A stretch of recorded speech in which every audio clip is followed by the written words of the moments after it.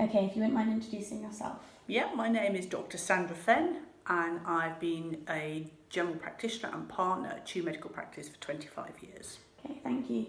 So Sandra,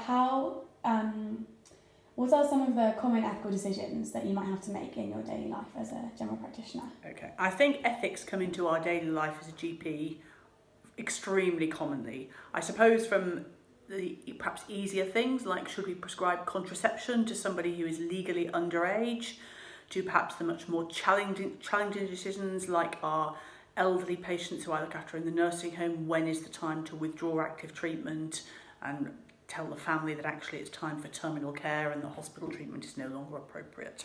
Thank you. How do you think that the coronavirus pandemic might affect is affecting your routine as a GP at the moment? Well, it's completely changed the way we work. Our normal day would involve seeing patients pretty much on a 10-minute rotation throughout the day. Instead of that, we're seeing hardly anybody. Almost all our consultations are happening via a telephone.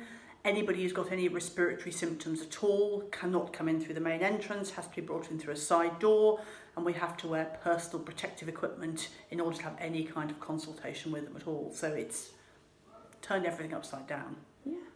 How do you think that the pandemic might affect the hospitals that are dealing with it? I think the hospitals are having a really, really torrid time.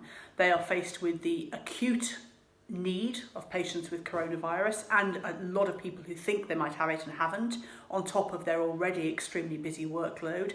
They're also going to have to change a lot of their routine working.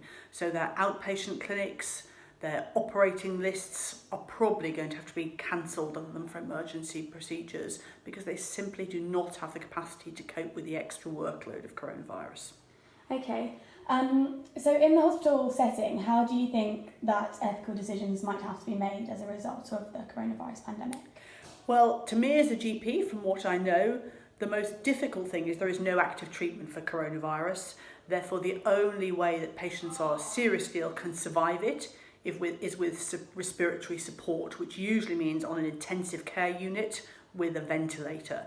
Now, our hospitals in the NHS have a number of intensive care beds and ventilators that works for them on a day-to-day basis. But looking at what's going on globally, the number of beds required and the number of ventilators needed is simply, we have nowhere near the capacity that we expect we're going to need and nowhere near the staff to look after those kind of patients in those kind of numbers. So inevitably, the hospital are going to have to make very difficult decisions about which patients to even attempt respiratory support on and which we should not even be starting it in the first place and who should be looked after at home.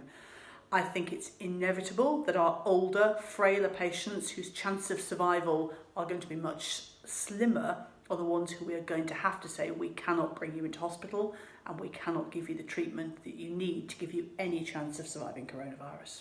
Okay, so just to clarify, the way that some of these decisions might have to be made is through rationalising which patient essentially has the best chance of survival. Exactly.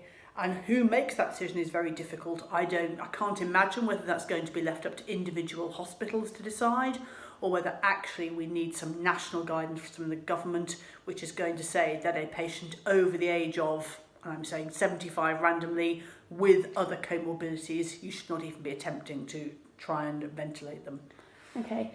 Just out of curiosity, do you think that post-pandemic there may be a need for mental health services to support the people who have been having to make these really tough decisions on the front line? Do you think that it would be possible to implement that?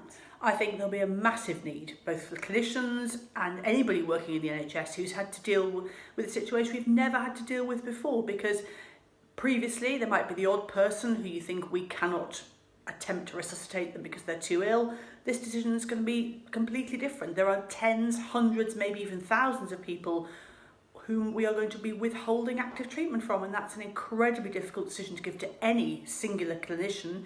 I would hope it's made by a team. Anybody involved in those decisions, anybody involved in turning people away from treatment is going to have a really tough time in coping afterwards. Thank you very much for your time.